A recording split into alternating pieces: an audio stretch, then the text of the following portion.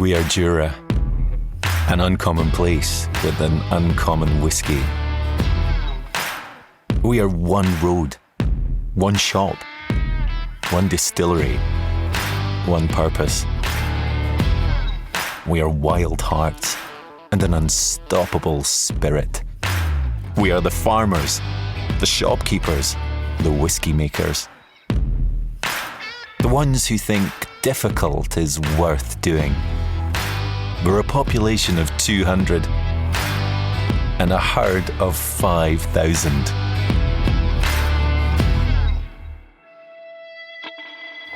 We are the Manhattans, the Old Fashions, and whiskey sours. The smooth, the sweet, the smoky. We are the bars, the pubs, the late night lounge. Feet up or hair down. We are the original community spirit. A little island with a big heart. An island devoted to whiskey. We are Jura. A long way from ordinary.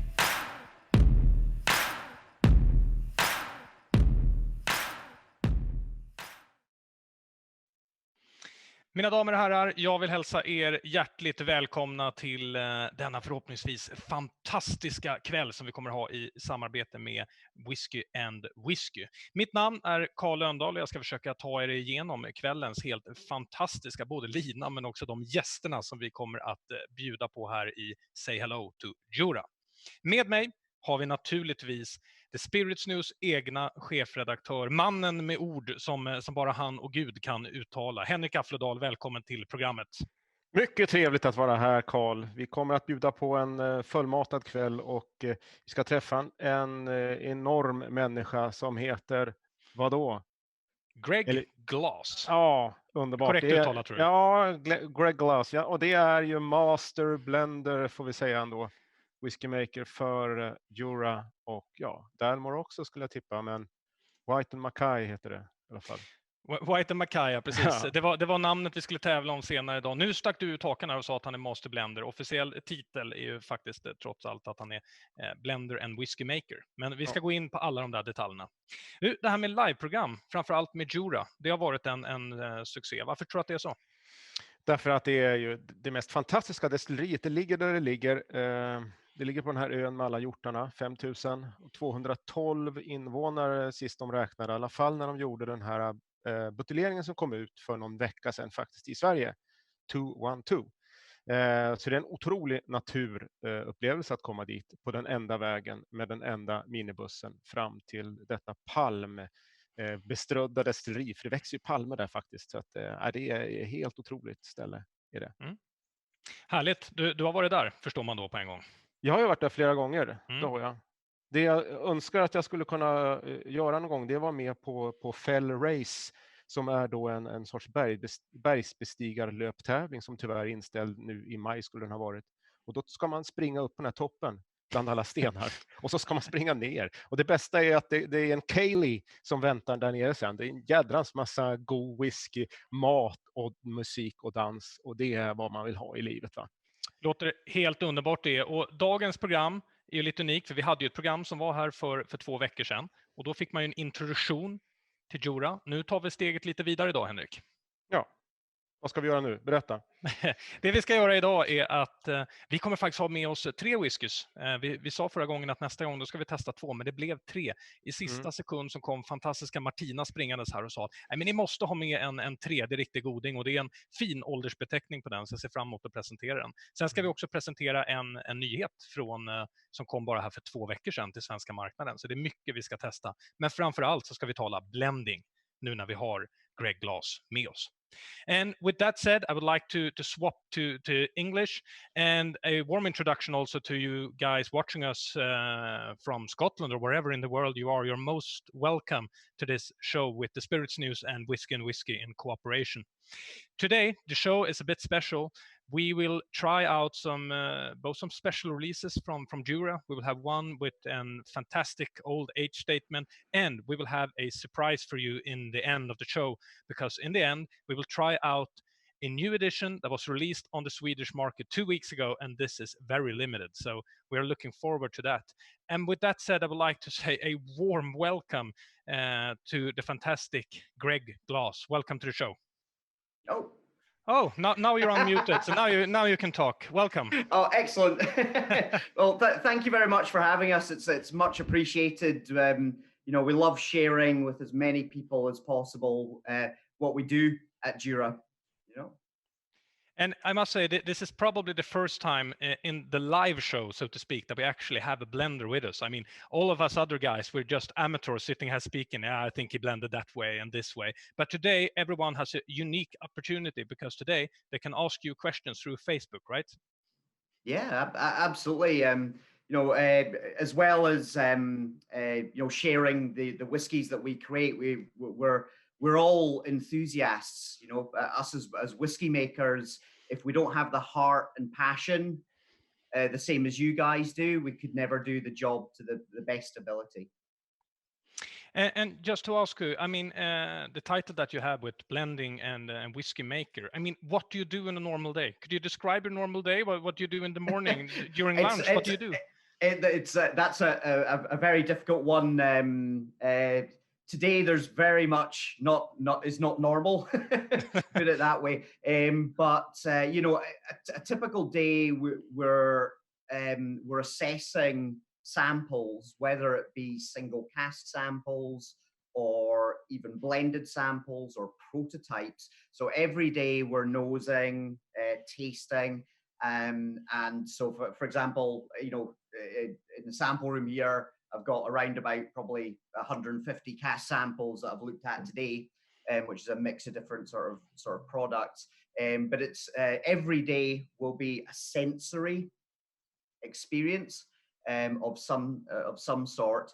There's an element of day-to-day whiskey making and blending, or if you like, technical blending as well, as the creative side of the job, which is something I'm very passionate about.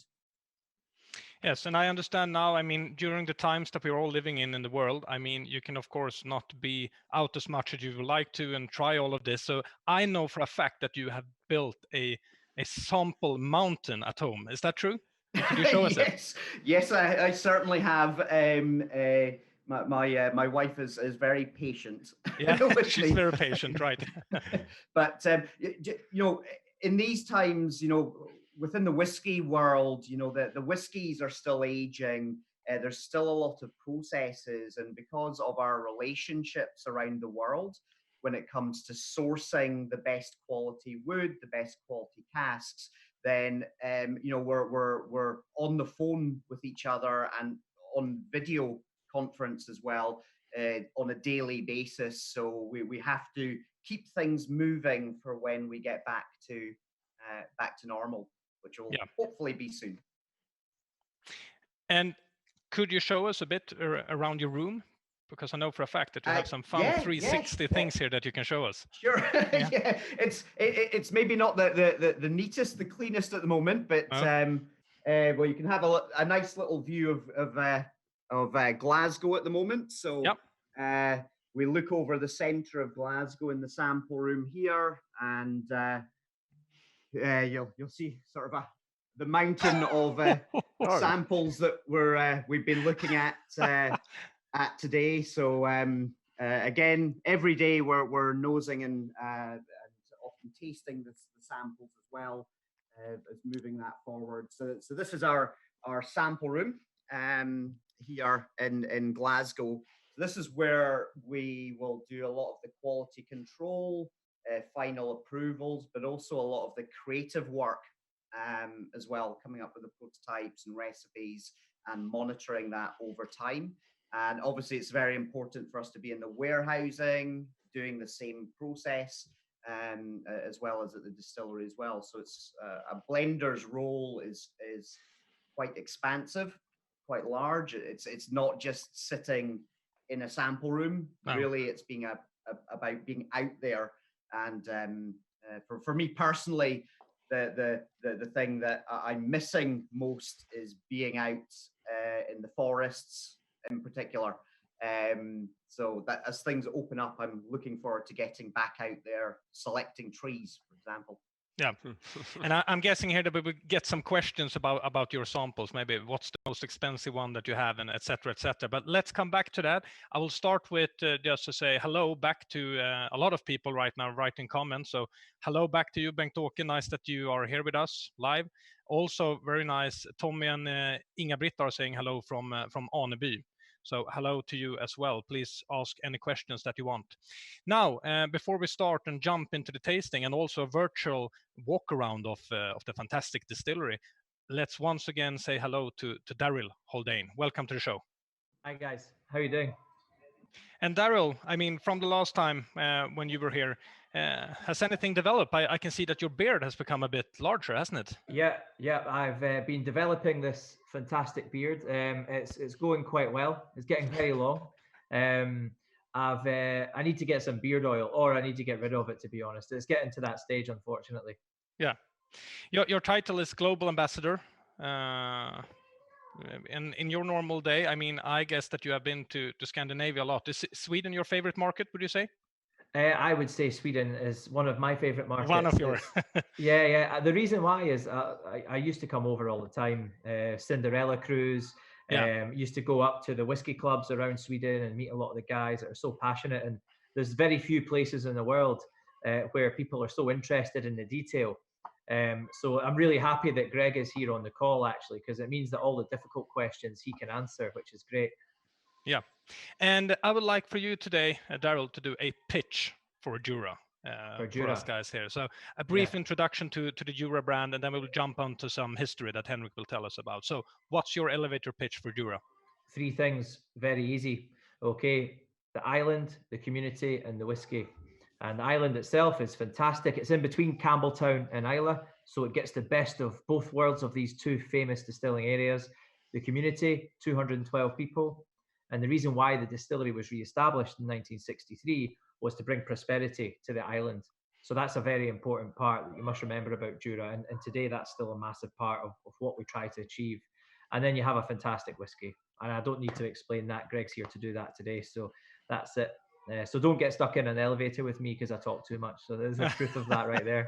Well, I don't think we can yet, can we? Yeah, no. That's it. I know. Lucky for you, Gregg.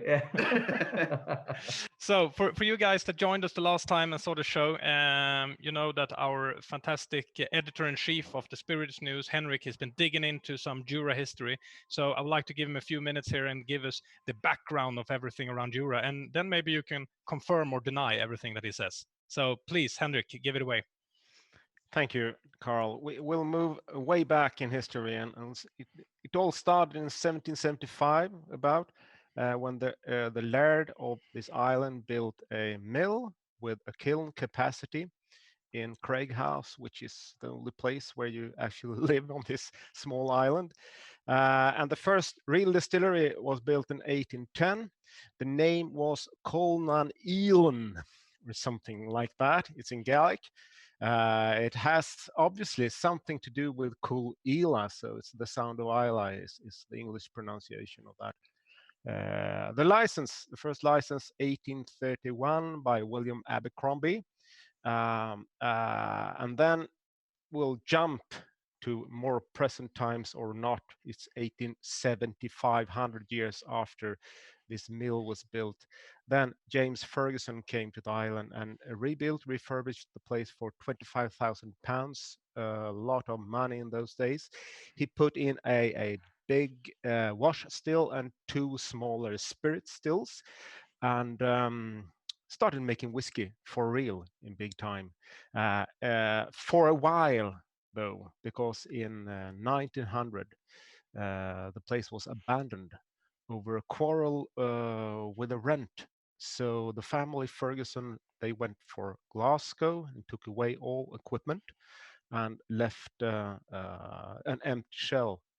There was the quarrel continued because the laird he he was sending bills for the roof.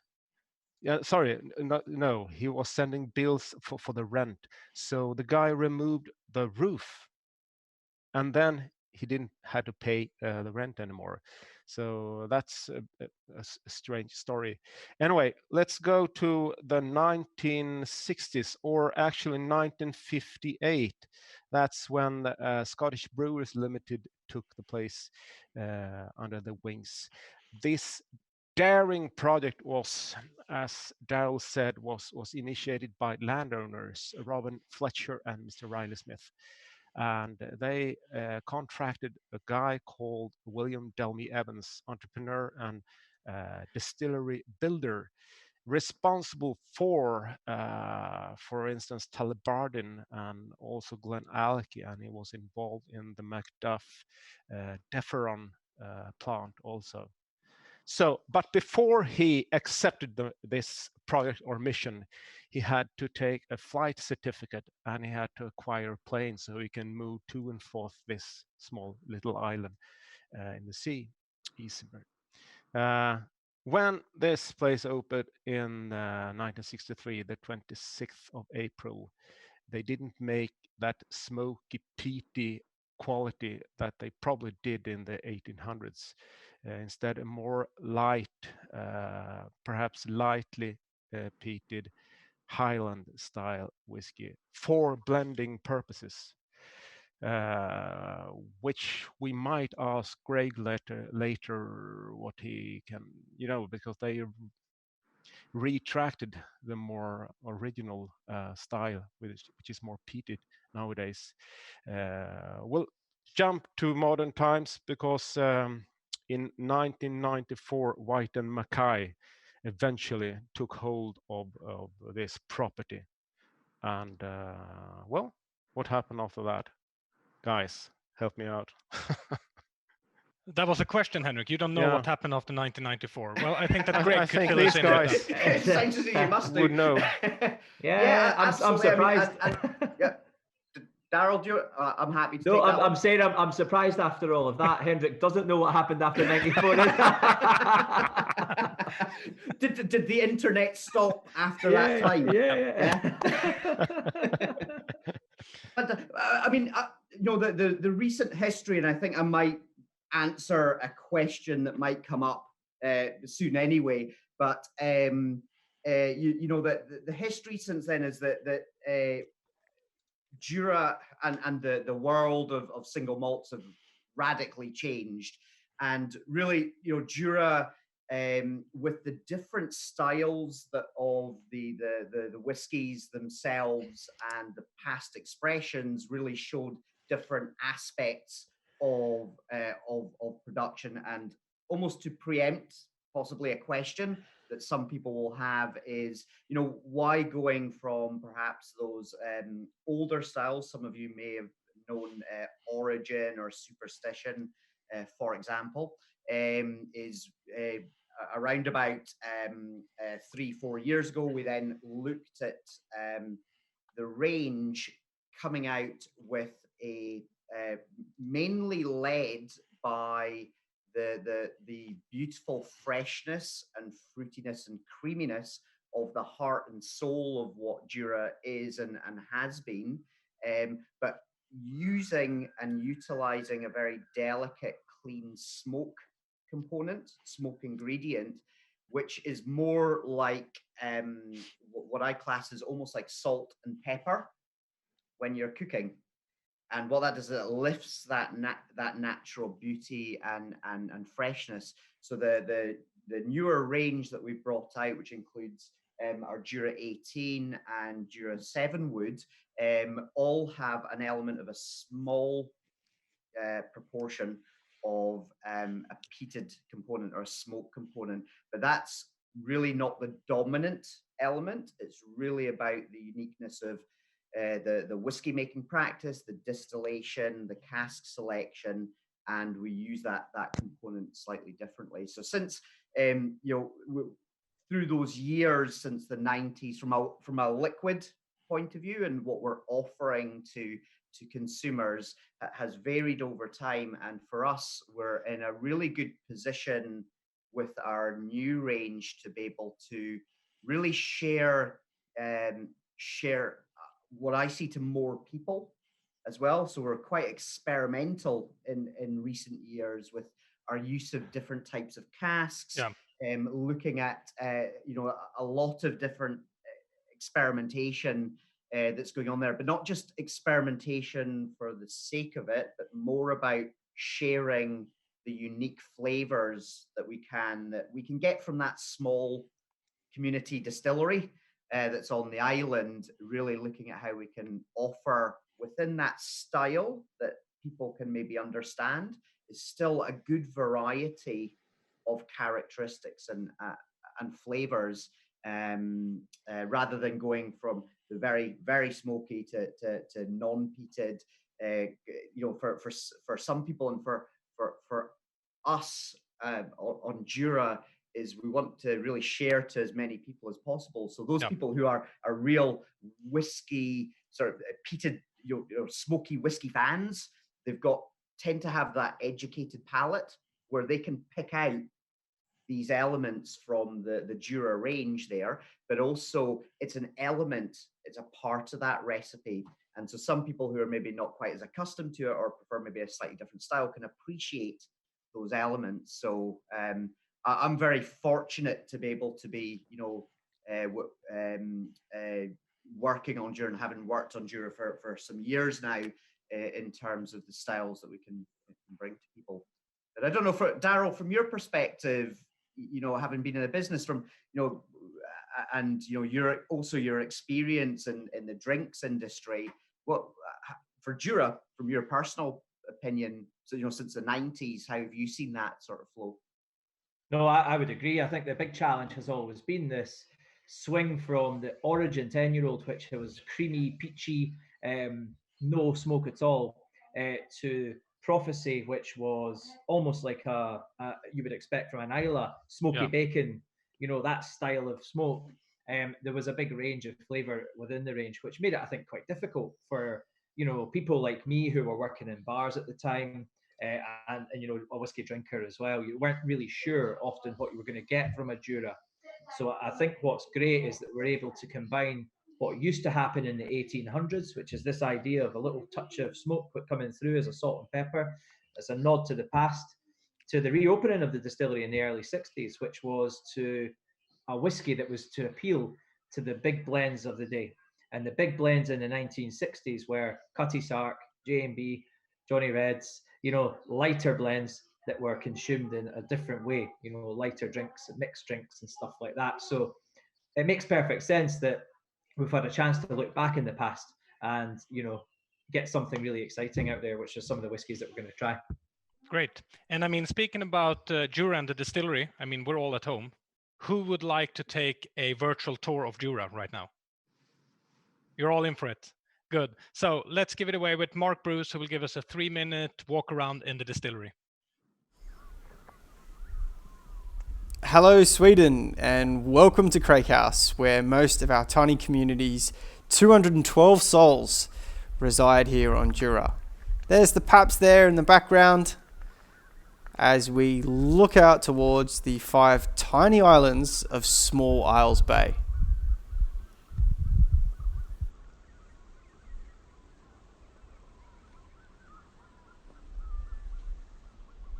The view outside of our tun room here, including our former cooperage, Jura's community shop, part of our one long road, and of course, the one pub and hotel here on Jura. We reopened in 1963 to bring prosperity back to the island. Jura Distillery to this day remains an integral part of our tiny community. We're currently employing 17 of just the 212 people living here, and our distillery remains entirely dedicated to supporting life here on our island. And say hello to our 4-roll Porteous mill, picked up in 1962 at the time and still working hard with us to this day. We've currently got this set up to crush 5 tons of malted barley for mashing in 25 kilo loads.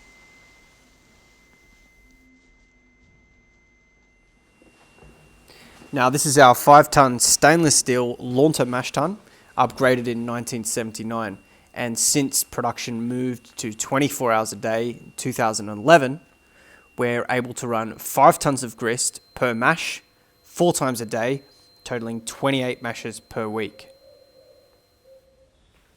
We have 6 stainless steel washbacks here at the distillery, each capable of holding 49,000 litres of wort, requiring 2 mashes to be filled for a 54-hour fermentation.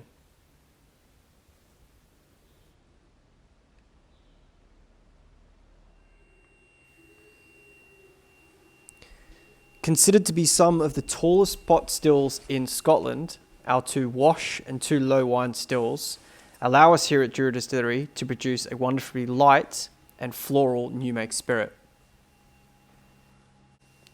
1 washback, or 49,000 litres of wash, is split between our 2 wash stills for the first distillation.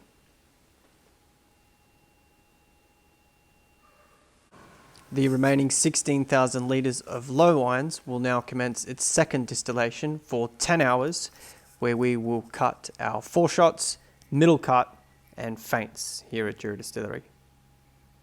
So back here in the virtual studio, that was a walk around of the beautiful Jura distillery. And directly when we pushed play on the video, we got a message here from Kenneth that visited the distillery in 2017. He said that, quote, still a very pleasant memory. So that is fantastic. So guys, are you ready for the tasting?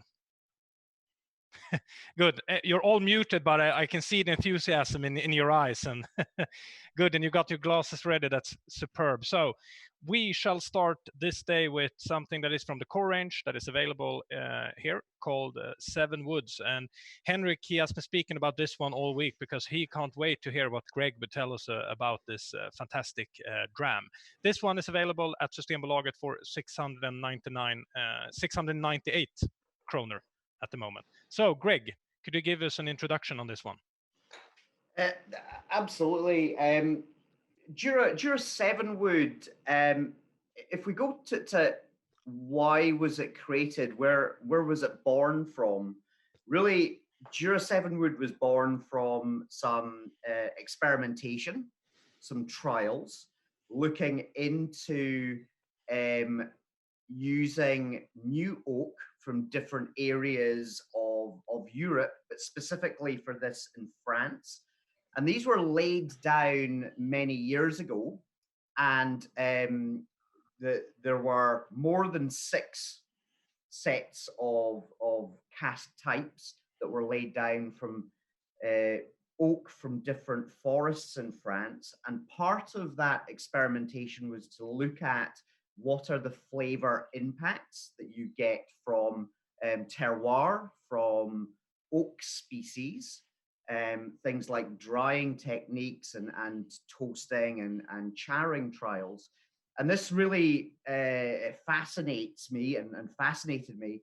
And in terms of why we call it 7 Wood, over time, the recipe had developed from 1 to 2 to 3 of these types up to the 7. Now, the 7 includes American white oak, and American white oak is really the natural partner to the Jura house style. There's a lot of common linkages with the new make style, and also the unpeated new make style in particular, and American white oak, particularly first fill ex-bourbon qualities. So the life of the casks for 7 Wood starts out, like many of our Jura whiskies, in ex-bourbon casks, American white oak, and a proportion of these were then filled into these experimental casks, again, many years ago. And then what we looked to do was then build up this recipe with these different trial casks, and then formed what we now have as Jura 7 Wood. Now, the forests are quite varied within France. I've actually got a little map here as well for those of you who want to know, and I'll talk briefly about some of the ones that we have, but as well as American white oak, we've also got here, I don't know if you can see, yeah, very high tech here. So you can see that we're using six different French oak sourcings, Now, you can see here that really for us, most important is what is the flavor impact of these. So we go down the route of looking at the extractives, looking at the science behind the flavors that are coming out. But at the end of the day, it's about translating that to palates and also minds and imagination. So what I like to do is really break it down to the important things, which is what the flavor impacts are on the final whiskey. In terms of the oak itself, in France, we're sourcing from the 6 different areas, but the key ones are from Les Bertranges, which gives us beautiful tropical fruit characteristics. I get a lot of sort of like mangoes that go with that and peaches that come through from that particular one. So that makes up an element of what you can detect in the actual final whiskey itself. You've got that beautiful softness, creaminess, vanilla that you get through from the American white oak. That's accentuated by the tropical fruit characters, the peachiness that you get from some of the other ones. Then you get into some spicing there, some sweet cinnamon as well that comes through, and that's something quite typical that you'll get from somewhere like certain types of the Vosges characteristic will actually provide that, as well as chocolatey notes, like almost like milk chocolate. So you can even pick that up in the nose. It's beautiful. Sometimes people pick up the milk chocolate as a perception of the mouthfeel, as well as the combination of flavors, but you get this beautiful, soft, light chocolate sort of quality there. And then one of the different sourcings we're using is from Limousin.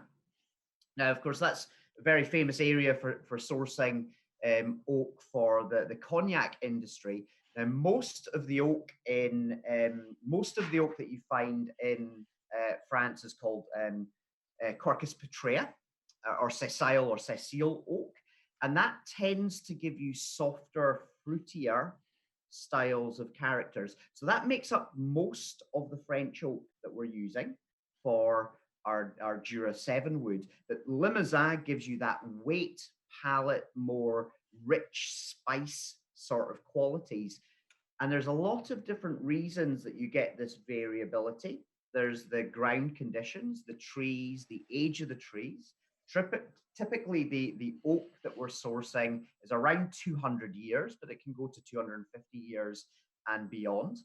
And we're sourcing for different reasons. For flavor is the main one. But when we go to different areas and different growing conditions, I've actually got a couple of examples here. I don't know if you can see this. Yeah. But when you look at the oak itself, you can see there's different growth rates of the rings. I think I might have it the wrong way around. But that also has an impact on flavor and the breathability of the whiskey over time. Now, what we're doing here, we have got experiments and laydowns of new oak from new make spirit right from the start. But for Jura 7 wood, we're doing a finishing of the whiskey. So we allow it to have that beautiful start in life, American white oak, ex-bourbon, and then we transfer it to these different 6 French oaks, and then we bring that back together. So from a blending technique, we love to marry our whiskies for as much time as possible before we bottle. But what we also like to do is sometimes keep the components separate so that when we're blending that recipe, we can tweak it. So blending is not like what we call painting by numbers. You know, it's not a big factory. Okay, that you can look at a computer, you have a recipe. That really means very little. Yeah. to a whiskey maker and a blender. We have to take every single batch, every single cask, and every single parcel in its own merits, its own quality, and do that. So it's been actually a lot of work in the background to develop Jura 7 wood, and it's as much work every time we go out there to France, sourcing, finding the trees, working with our cooperage partners, working even directly with the foresters as well to get some consistency, but trees and oak is a natural product. Every cooper is unique as well. There's even that variation, so we have to take that into account. So apologies, I speak a lot about. No, we love this one, and we love your enthusiasm for this one. It's my true passion. So Jura 7-wood is really close to my heart. But in terms of the recipe, what I like about it is fresh, it's vibrant. You can pick out these different elements from these different French oaks, or you can just appreciate it for this beautiful, fresh, tropical, almost like a summery, spring, summer style of whiskey that's very fresh and delicate.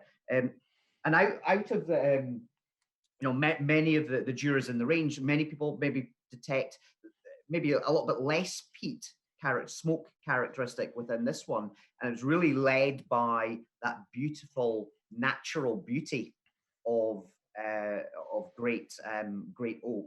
Now the oak that we're using is a mix of virgin, so it's fresh. There'll be a proportion of that, but also there's some that we've used before, but only for Jura in the past, and that allows us to create a recipe balance as well. So and I think from a technical point of view. Yeah, and I think now that after this introduction, we really want to taste it now. So I think it's time to take a taste. And Gregg, you haven't been to this show, so you do not know that I always turn around things in the manuscript by fun. And after hearing this introduction, it says in my manuscript that Mr. Henrik Aflodal will do the tasting. But seeing your love for this product, we would love to hear your taste notes first, I think. So please give us the taste notes when we taste it.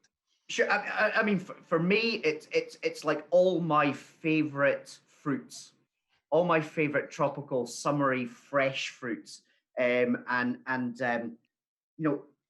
what you get is this beautiful, honeyed, soft, delicate, sweet spice on the nose. You get a little bit, for me, licorice as well, some red licorice, some strawberries in there as well, and then. And cheers. Oh, cheers. Apologies. Cheers, guys. And what you get is this beautiful build of silky tannins that come through.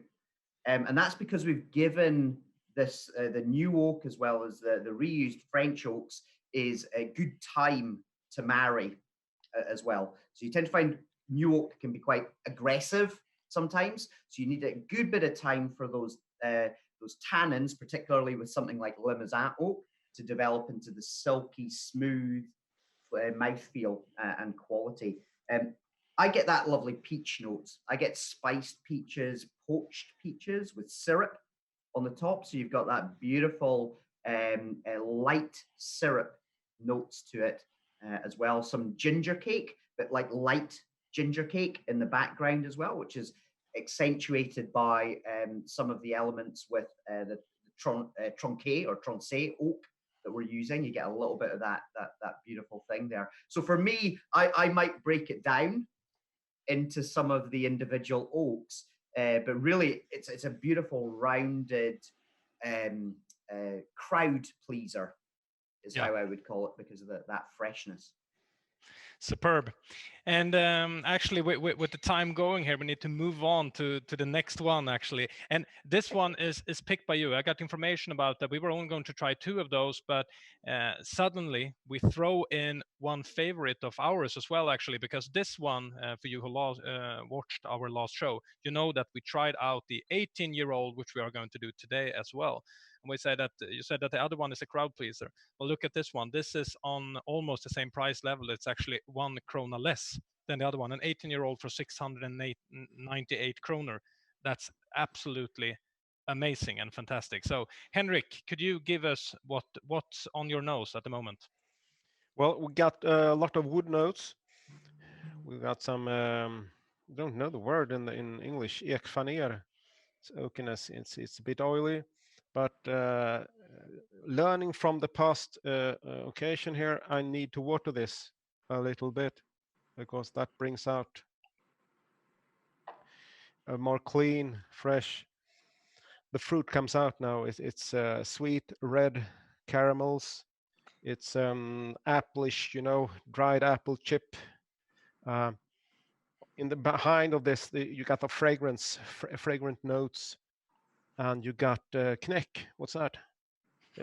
No one burnt toffee or something. Burnt toffee or something. Let's taste it. It's a long taste. It's quite gentle to start with. Honey, some malty notes. You got the exotic fruit. It's getting a bit acidic. Yeah, it's building up the acidity. The lively spices. Actually, some smoke, which is teetering through. Aftertaste, long. It's earth notes, a bit slight peatiness in it, and but most important is it's ethereal, Yeah, like eucalyptus, like which is eating up a bit of the floral, the tropical fruits in it. But as we said last time, this is absolutely beautiful to sip on. Yeah, I love it. Daryl, do you agree? I know that the 18-year-old is one of your favorites as well. I do agree. I really agree, because the fudginess that's there is for sure. There's a richness. The only thing I didn't hear was red berries. Red berries. And I think there's lots of red berries in the Jura 18. Yeah. I completely agree. There's a lot of them in those. And I think that Daryl just left us, I see a black picture at the moment, but let's jump on to Gregg. Gregg, why did you want to include the 18-year-old today? For me, it's a contrast as well within here. It shows the range of flavors within our new house style that we can create. And I think I was mentioning to you before we started this, next week, I'm starting to look at some new casks from France coming in for Jura. So it's actually something that I'm looking at as we open up here again as well, looking at some of these beautiful casks. Premier Grand Cru Classe red wine barriques from Bordeaux, just absolutely stunning. So for me, I mentioned Seven Wood. That's very, spring, summertime, maybe when the weather's nicer and we're all out in our own gardens, just with our families, having a barbecue when the sun's going down. Something like this just reminds you of that beautiful warmth of that lovely spring or summer's day. It's absolutely delicious. This, like Seven Wood, crowd pleaser. It's fresh, vibrant, tropical fruit. This is a whiskey for wine lovers as well. With balance, it's still the heart of Jura, but for me, this is one of the best expressions of whiskies that I've ever been involved with. Yeah. So let's jump on some comments that we have on Facebook. Actually, we have a lot of comments, and I think that we will walk to a question and answers later on, but let's just mention a few of them. To begin with, hello back to you, Liz. She just said to us when the video was started to roll, hello, Sir Jura, beautiful. Nice that you're with us. And then also we have a great big fan of the Seven Wood. His name is James Steiner. You might know him. He just says that he loved the Seven Wood. So nice for us that you have joined us, James. Please keep on with your questions or comments if you would like to. So let's move on to the big surprise for the evening. Now we have something really special for you guys. So 2 weeks ago in Sweden, this one was released. The Jura 212. So you have made 6,000 bottles in total, and this one is on 47.5%. In Sweden, we got 744 of these, so it's very exclusive, very, very exclusive. And could you, Gregg, give us a small introduction to this one? Sure. Well, on the note of us looking at the flavor possibilities of unique oaks from around the world, we found this parcel of what's called chinkapin oak. Now, chinkapin oak it's from America. It's not normally used in barrel making, and very unusually, this was 4 years air dried rather than kiln dried. Air dried for that period of time.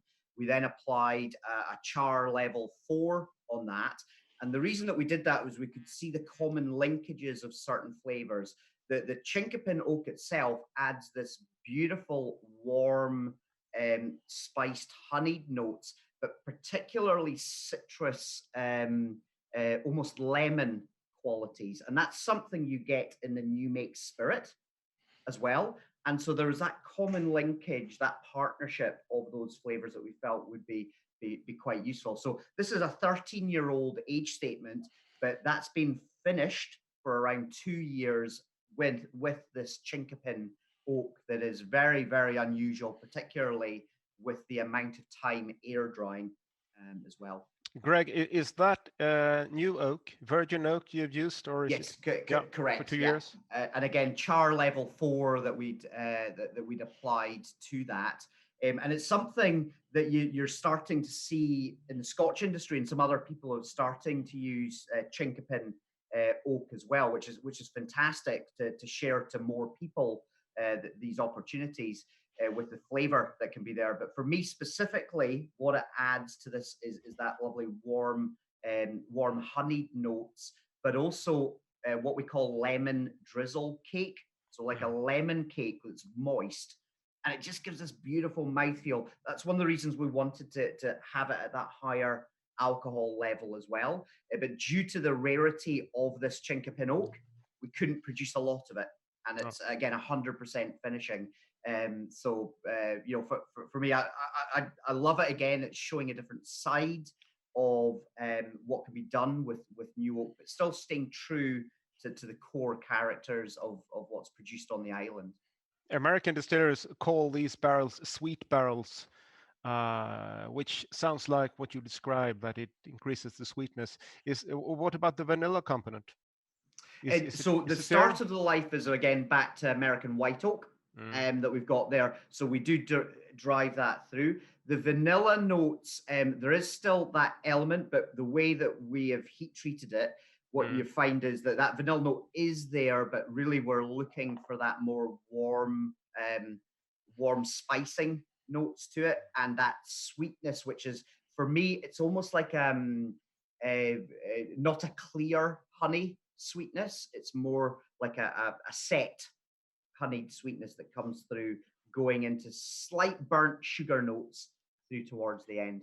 What about the peated spirit in this one? Is that also put in chinkapin?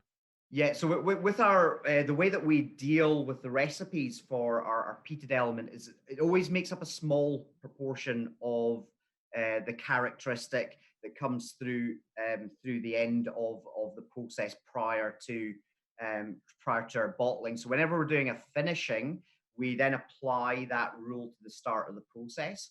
We can also build up characteristics and perceptions of smoke through the use of wood as well. It's not always necessarily down to the element of peat. A great example of that for any of you, when we open up the airports again and you're traveling again, if you try things like our Jura 21-year-old time and tide range, our time expression for travel retail, we're looking at successions of peated casks that we're using to build up these different flavor profiles. So I think we're actually it's quite interesting in some of the stuff that we're doing, because it's not just about that the element of that subtle peating as a blending tool from that new make. It's how we can introduce those flavors with the wood profiles we're using, as well as some unusual techniques in our maturation policy and our blending technique as well, which is something that we're increasing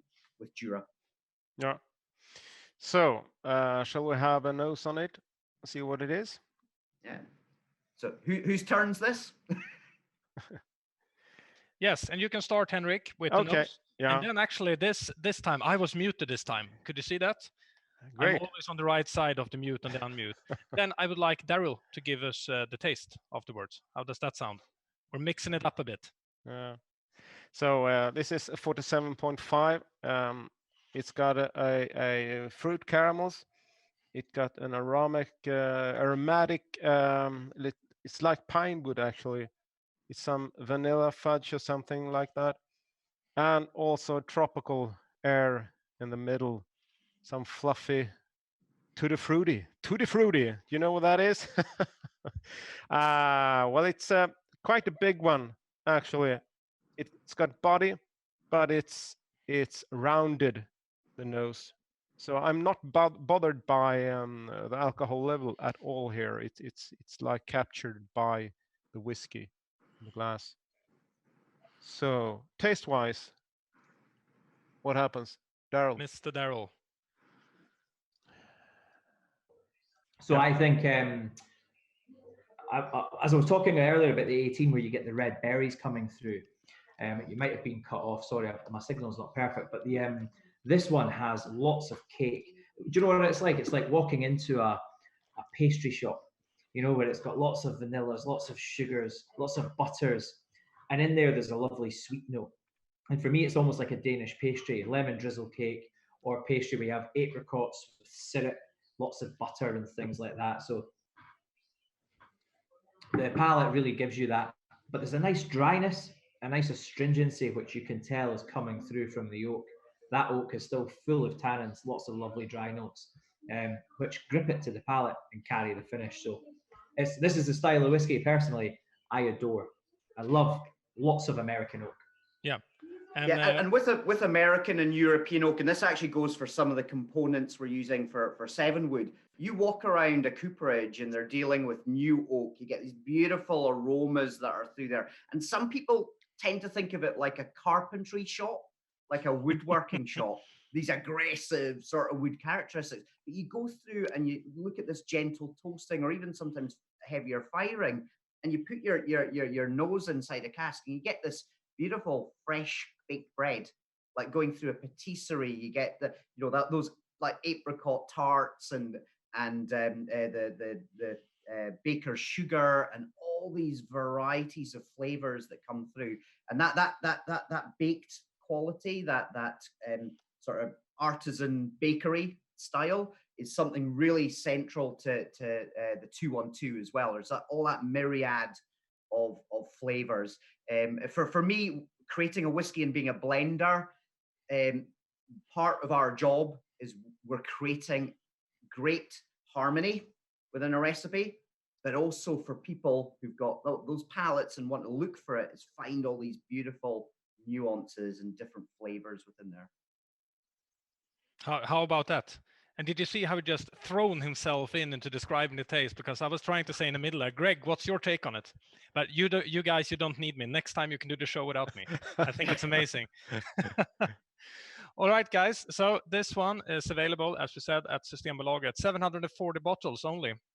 So it's a matter of time before they are all finished. The price is 1,099 kroner. So very exclusive. So guys, are you ready for a Q&A? We have a lot of questions, actually. Good. Everyone takes a dram and then you're ready. That's perfect. So actually, I think this is a question for you, Daryl. There's a guy named Daniel who wants to take your job. So he wonders, how many days per year do you travel when it's not COVID-19 all over the world? Yeah. So I travel probably about 150 days a year. And a lot of my job is carrying Gregg's bags for him around the world.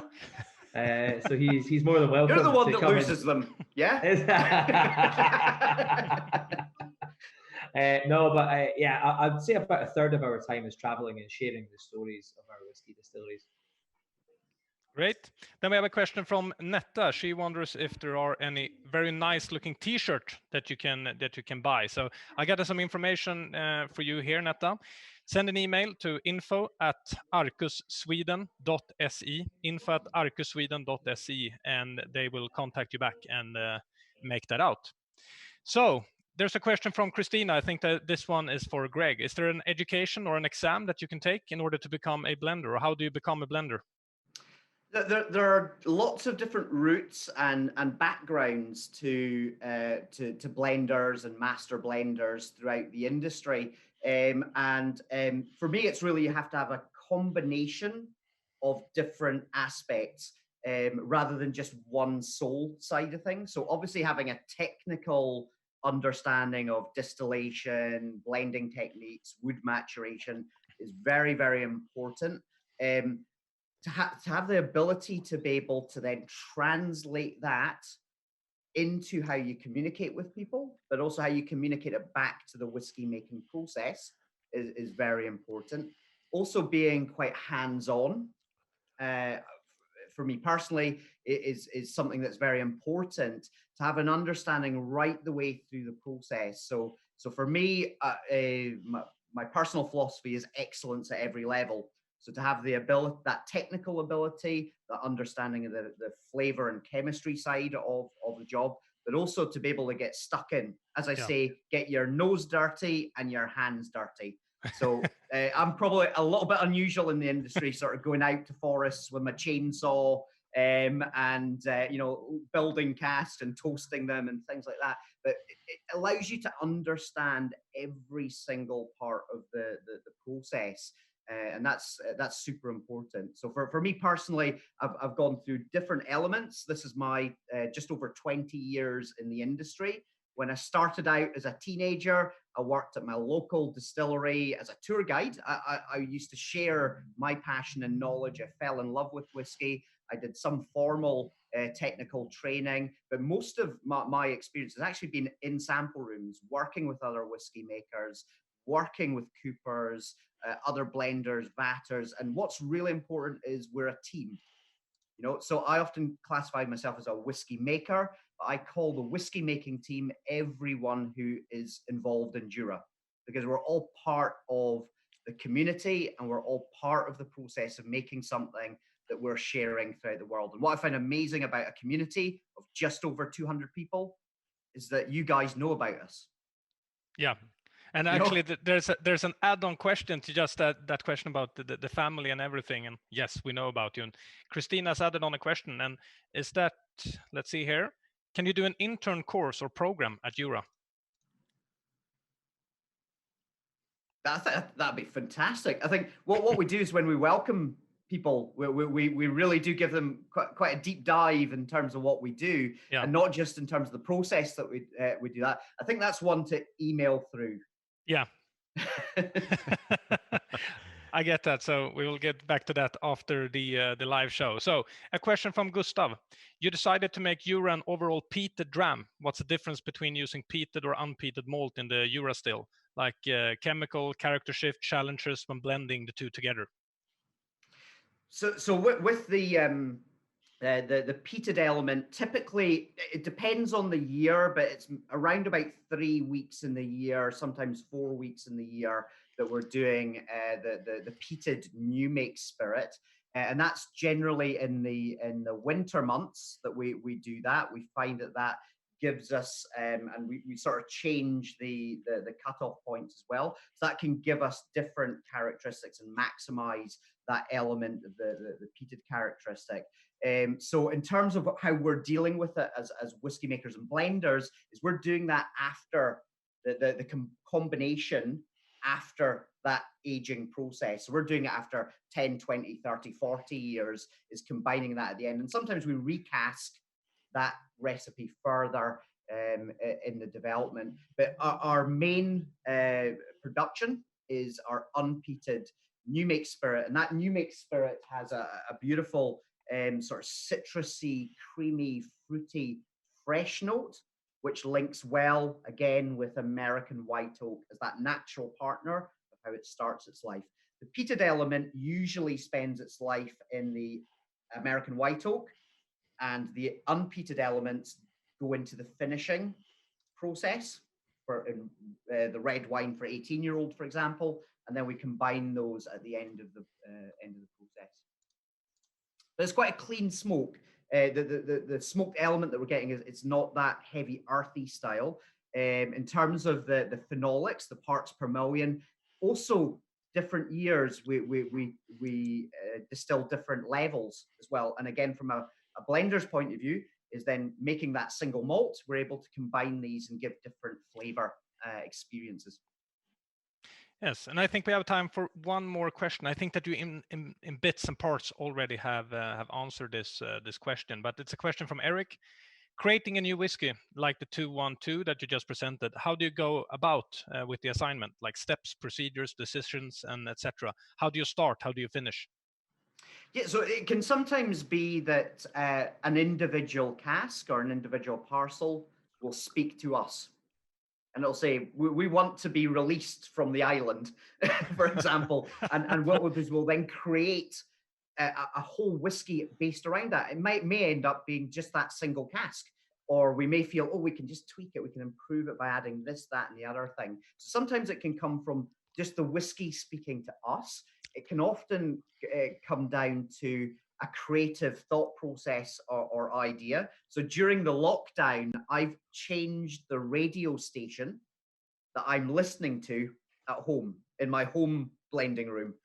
And from that, because I've changed something, I've now got different ideas and different songs in my head, which are now sparking different ideas as well. So it can come from an outside influence into there, but also realistically as a whiskey maker, it can also come from a commercial idea, commercial need as well. We want to be the most popular whiskey in the world, and we want to share what we do on the island to as many people as possible. So let's do something that's got that freshness to it. So it really can come from all different directions. And also, the likes of Daryl and the rest of the team that we have who are supporting Jura, the feedback from the markets is critical, to know what's your palates and what do you think about it. And really, I'd love to encourage, all the viewers as well, any feedback that you have, any suggestions, ideas, it's great if you can really feed that through to us, because you guys are actually what makes Jura exist. Without the consumers and discerning consumers like you guys, we're nowhere. We're just at that local small island that can only have that whiskey there without sharing it with the rest of the world. Really, we wouldn't be where we are today without that. And with that said, I mean, what they finish. I was thinking about rounding it up, but how can you do that after what Gregg just said? Amazing. I would like to start to thank you, Gregg, for joining us tonight. It's been a wonderful night. And thank you to everyone who has been asking a lot of questions, because this is really, really interesting. And also, Daryl, thanks for joining us once again. And thank you also for carrying in all of Gregg's bags. Next time, let's try find out how many bags that you actually carry. Yeah, next time you'll be carrying my trunks. Yeah. I mean tree trunks. Yeah. Now, Gregg, before we wrap up, before I have to carry your bags out of the office, who's the young chap behind you? Also, during the lockdown, maybe your viewers should maybe try and have a little guess after this. Yes, I think who my so. friend is. I'll give you a little. No, I won't give you a clue. I don't know. What do you think, Daryl? Give him a clue. Give him a wee clue. a little clue. Jura is an island distillery, and the other clue is it's from a film, from a movie. All right. Something related to lockdown. Okay, something related to lockdown. So please, everyone watching this feed, send your message to Whiskyn Whiskey on Facebook, and let's see who is right. And maybe we can get the correct answer. There will be a prize. There will be a prize coming all the way from Scotland. All the way from Scotland. Okay. I've written that down. You have been live now, Gregg, so you cannot back out from it. Now there is a prize. Okay, so send your message to Whiskyn Whiskey. And with that said, I would also like to thank you, Henrik, editor of the Spirits News. And guys, what an evening. Thank you and cheers. Cheers. Thank you. Take care. Thanks, guys. We are Jura, an uncommon place with an uncommon whiskey. We are one road, one shop, one distillery, one purpose. We are wild hearts and an unstoppable spirit. We are the farmers, the shopkeepers, the whiskey makers.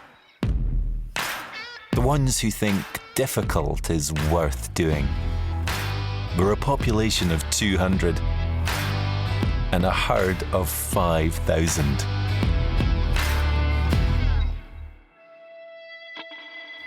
We are the Manhattans, the Old Fashions, and whiskey sours.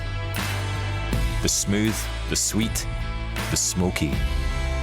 We are the bars, the pubs, the late night lounge. Feet up or hair down. We are the original community spirit. A little island with a big heart. An island devoted to whiskey. We are Jura. A long way from ordinary.